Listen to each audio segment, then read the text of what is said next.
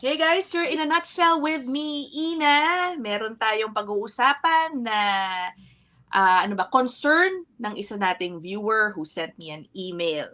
Okay, this episode is to raise awareness, not to name and shame any specific agency. In fact, pag-uusapan natin yung nangyari, pero anonymous ang pangalan ng agency involved, pati ng itong na-complainant. But again, this is based on a real situation. In-email po sa akin. But our goal is to help migrant workers especially understand your rights. Ano ang pwede ninyong gawin sakaling lokohin kayo ng mga consultant. And what questions to ask. Especially sa mga panahon ngayon na alam ko ang dami nagpapatulong sa pag-extend ng pag-apply for example ng work permits, pag-secure ng LAMIA, etc. Okay? So, teka, ipasok natin ang ating guest. Of course, si Attorney Jake Aguilar. Sinend ko na rin kay Attorney Jake, no, yung lengthy email. Actually, kasi parang ang daming panlolokong ginawa nung agent nitong letter sender natin, Attorney Jake. Do you have similar clients maybe na ganito din ang sitwasyon? Not exactly, but aware tayo sa mga ganong klaseng pangyayari. Yeah, especially yung dami extension para nga lang magkaroon ng maintained status. Medyo aware na tayo sa ganon.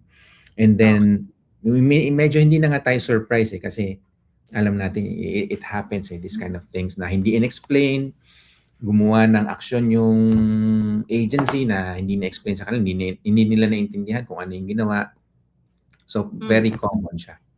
Okay. Ito lang ang sasabihin natin, ito pong involved immigration agency is Filipino-owned.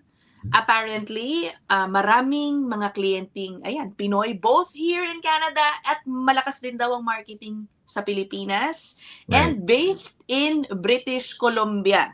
Mm-hmm. So, lalo na sa mga nanonood dyan sa BC, know the right questions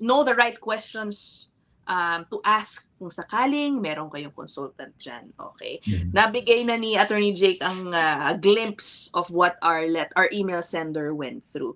Iiklihan ko na lang isa-summarize ko dahil mahaba, no, ang daming nangyari. Basically, so mag-asawa po sila, yung husband po may employer. Okay?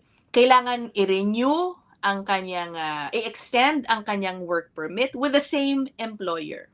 This agency, Attorney Jake, napansin mo, no, kliyente din niya si employer. Right, yeah. Okay, kaya nga parang ni-recommend daw na dito ko na lang sa kakilala kong agency, okay, diyan ka magpa-process. Correct. Ang nangyari, sige, let me listahan kasi talaga, no, enumerate the number of times na parang anong nangyari, Attorney Jake, file lang kung ano-ano yung agency na hindi properly explained doon sa kliyente. For example, nagpa-work permit extension na walang attached na LAMIA or na bagong LAMIA. Yeah. Pero ang sinabi daw sa kanya, meron. Okay? Meron ding one time nagpa-extend rin, ang sinabi din daw sa kanya, hindi, pwede, the same work extension, I believe, ang sinabi sa kanya, pwede kasi na in the middle of, after you submitted, ililink mo daw yung LAMIA pag dumating na yung LAMIA. May ganun kasinungalingan. Pwede naman sana. Pwede ba yun? Kaso hindi nag-materialize Sana. I mean, kung mahahabol, pwede pa. Pwede ba talaga yun, Attorney Jake? I thought hindi siya pwede na parang later mo lang ihahabol si LAMIA. Hindi, kasi you can send the application file number or something pwede like that. Pwede mo siya i-update naman Pero depende sa officer pa din kung tatanggapin nila yun o hindi. Ganun talaga sa immigration, maraming discretionary nga ba. So, pwede at hindi pwede. Depende sa officer, ganun lang. Pero, kumaga, may chance. It can happen. That can happen. Okay. Mo pa yung LMIA. Kung mag-materialize yung LMIA, kaso in this case, wala naman talagang LMIA. Alright. Tapos ang nangyari guys, dahil nga ito 'no, nag-file ng mga work permit extension ng walang lamian, na-refuse ngayon ang work permit extension. Mhm. Okay, alam mo ang sunod daw na ginawa, nag-file daw for an open work permit. Hindi ko alam anong basis to get an open work permit, but Exactly. So, later on, na-realize nung applicant na parang hindi yata applicable dun sa kanilang yeah. sitwasyon ang mag-a-file ng open work permit. Mm. And then guys, ang ending, eto na out of status na talaga ng tuluyan ang kanyang mister, and now they have very limited time. Nasa restoration period na sila ngayon and consulting lawyer. Yan. Right. Okay, what do you think about what happened here, Attorney Jake? Pwede bang habulin itong agency? Pwede bang maging Definitely. grounds yung panloloko Definitely. sa kanya to Definitely. extend the stay? So marami tayong pwedeng sabihin. Hopefully masabi ko lahat. Pero isa-isahin natin. Una, gusto ko magpasalamat dun sa nag-send ng email.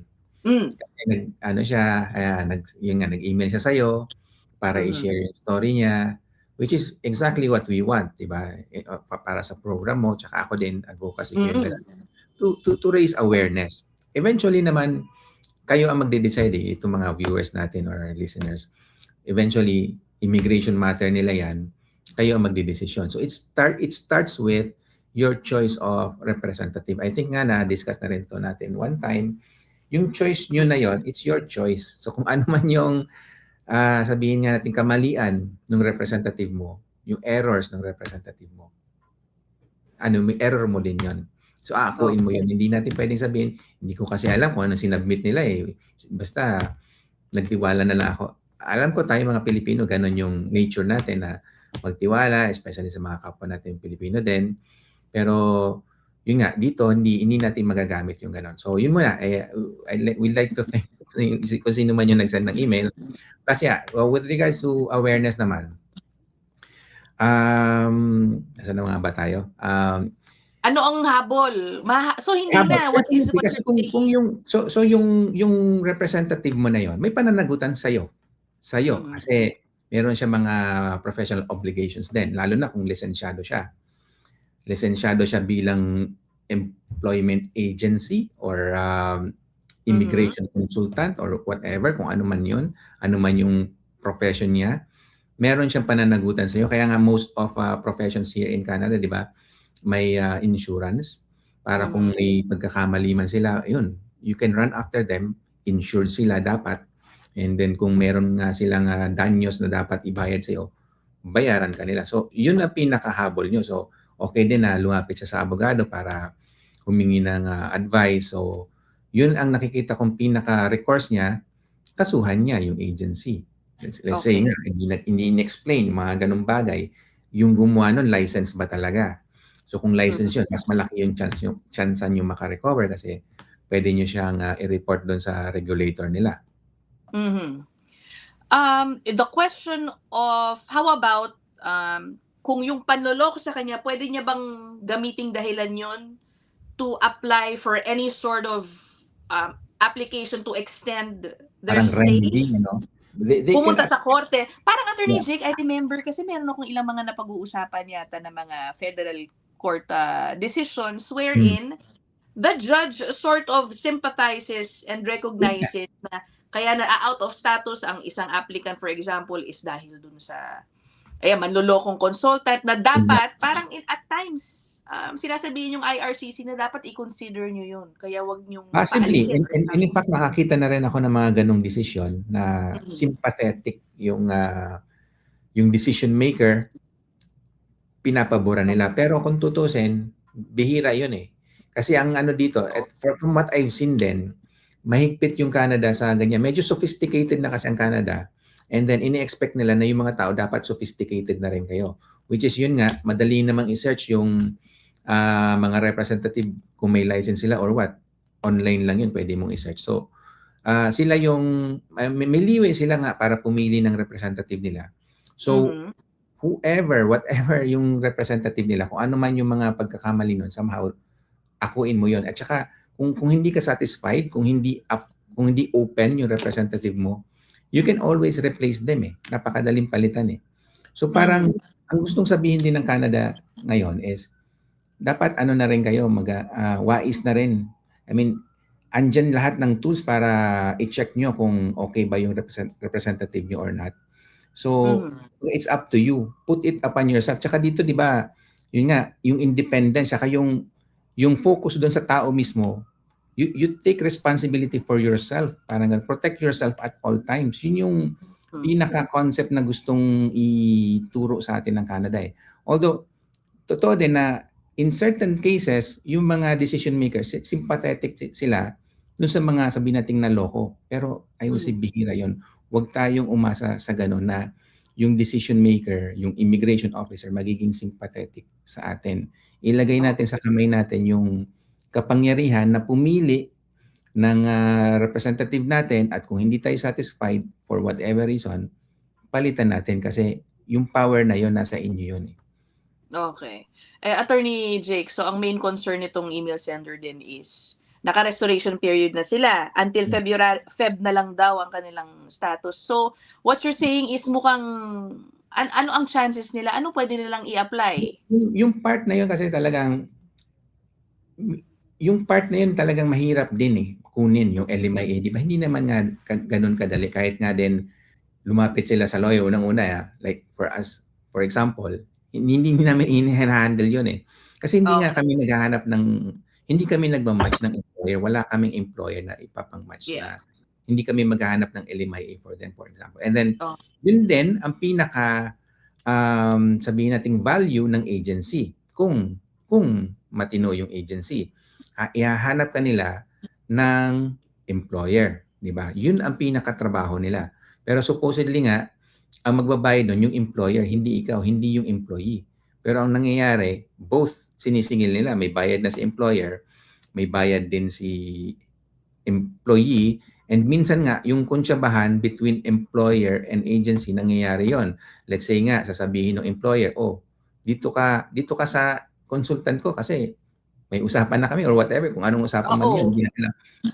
Possible din kasi, I'm not saying na that's existing in this particular case, pero posible may kunsyabahan sila na merong cut si employer dun sa kung ano man ang ibabayad ni employee. Ay, naku po. Isa yan Para nga lang mag-apply na, kunyari, ng LMIA, which is naging issue na nga yan. Kaya nga minsan, sinasabi ng opposition, di ba, na itigil na nga natin yung mga LMIA niya kasi nagkakaroon lang ng bentahan dyan eh. But it does actually happen nga. So, yun lang, yung sabihin natin yung matinong agency, ang trabaho sana nila is maghanap ng employer para sa inyo para magkaroon kayo ng LMIA. Okay. Hanggang dun na lang sana yun eh. Kaso parang kasi may conflict of interest siya, exactly, no? Serving both. That's exactly it. Conflict of interest na nga yun. Oo, kasi sa kanya na yung employer, sa kanya pa tong worker, parang ganon. Yeah. Tapos yung so we don't know what could be the agreement between. Exactly. So yun yung ginagatasan, lalo na yan yung mga pawalan ng status o gawa natin ng paraan, bayad ka ng ganitong amount, sige, apply tayo. So yung parang nakatalina, hawak ka na sa leeg pag ikaw ay worker, kung ano nang sabihin nila. Tapos sabihin nga na, kailangan natin ng LMIA para ma-extend ito. Kung may kausap akong employer, bayad ka. Tapos, alam mo yun, wala nang ang katapusan yung paniningil sa'yo. I've had many clients with that similar situation. Kaya familiar na tayo dyan. Pero, well, yun nga, that's what it is right now. Minsan sa desperation ba, kumakapit na rin yung mga kababayan natin sa mga ganyang I don't wanna call scamper, parang gano'n na nga rin. So siguro dun sa email sender, if you are going to watch this, don't forget to raise that concern doon sa lawyer na kukunin mo kasi nga meron na siyang nakaschedule daw pag ganyang mukhang niloko, can she demand for a refund? Let's say kasi pinasa siya ni employer dito sa agency. Hindi nga lang refund $5,000 yung una yung binayad for the LMIA, which kung ano-ano na nga nangyari. And by the way, attorney, itong applicant says meron siyang documentation to prove that she was not consulted properly doon sa mga types of application na pinasok na lang bigla nitong agency. So yun ang big deal, yung mga part na yon. So hindi na-discharge ng agency or ng consultant yung obligation nila. So dapat syempre alam, naiintindihan nung aplikante kung ano man yung, kasi nga application niya yun eh. So dapat talaga alam niya yun. So kung nagkulang yung agency doon or yung consultant doon, may pananagutan sila. And possible nga hindi lang yung refund yung makuha nila, maybe even more. Kung ano yung actual damages na nakuha nila, pwede nilang i-demand yun eh. So, Okay. Malamang ba small claim? Oo, malamang small claims court ang bagsak ba nila doon? Possibly. Small claims. Okay. I'm reading the email again no? So na-refuse na, 'di ba? Now they're being asked to pay an additional 4,600 daw for restoration. Restoration naman. Which also included fees to proceed with the same Lamia-based process that should have been handled properly from the beginning, from the outset. Pero hindi pa sila nagbabayad for the restoration fee. Kaya at ngayon, si legal advice siya. So, parang ginagatasan na siya. Pwede rin yun kung tutusin, magpa-restore sila kung may LMIA na nga talaga and within the restoration period pa naman, pwede pa siyang ma-restore. Oo. May chance pa.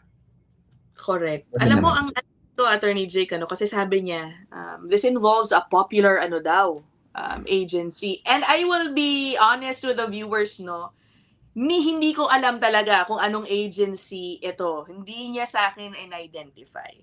But it is really, worrisome to think. Maraming ganyan. Oo, na malaking agency. At ayun, ang binibiktima, mga kababayan natin, kapwa natin, Pinoy. Ano ba yan? Akala ko kasi pass na tayo dun sa stage eh.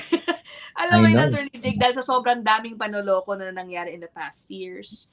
Yan nga din ang iniisip ko eh. Diba, na marami nang naloko, ganito, ganyan. Pero marami pa rin ang lumalapit. Kasi nga din, I would say, out of siguro desperation. Kasi wala na rin siguro silang ibang malapitan. Kaya nga siguro, if you can, para sa akin, ang best way is you find your own employer. Ikaw na lang, magsikap ka. Total employer mo doon, yun, di ba?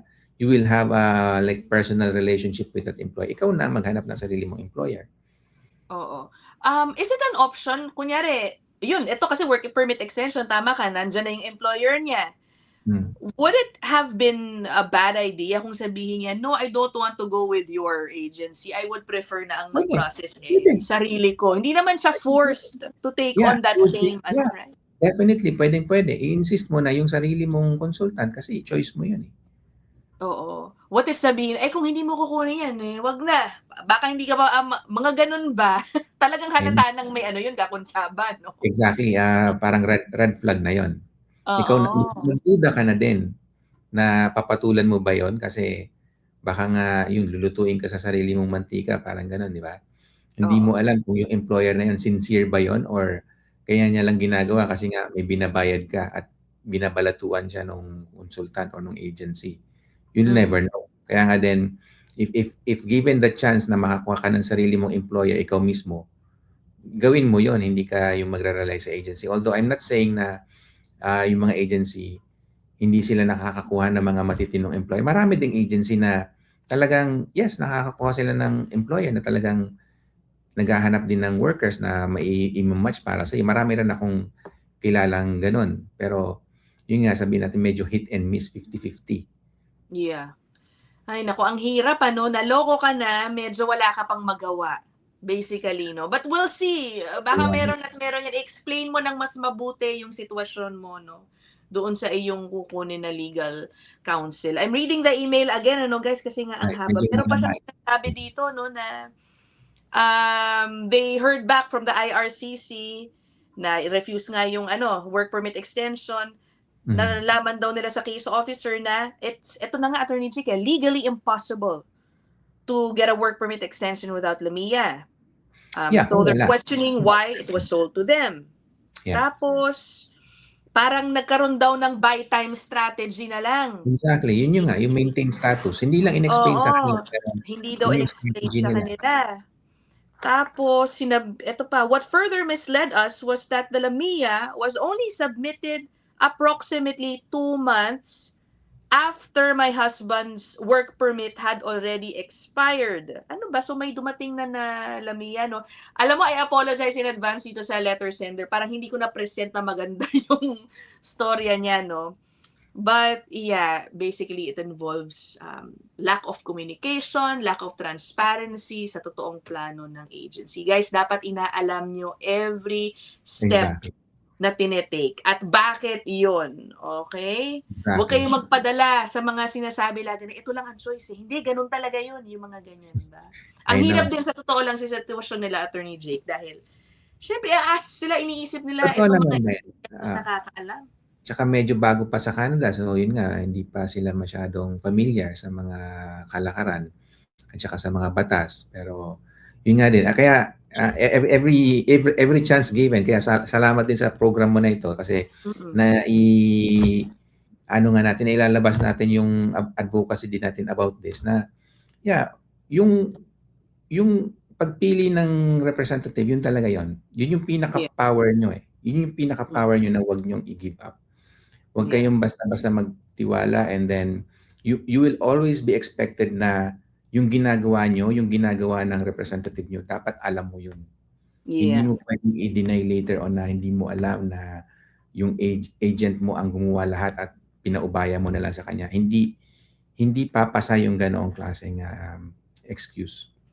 Alright. Okay. O sige, dito na po natin tatapusin to. If you have a similar experience, guys, feel free to email me.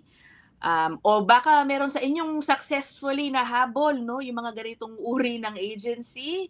Let me know as well nang malaman namin kung ano ang naging strategy ninyo. Diba? Thank you so much, Attorney Jake Aguilar. His email Salamat is din, Ina. down there if you wanna book a consult. Thank you, guys. We'll end this episode here. Bye! Bye.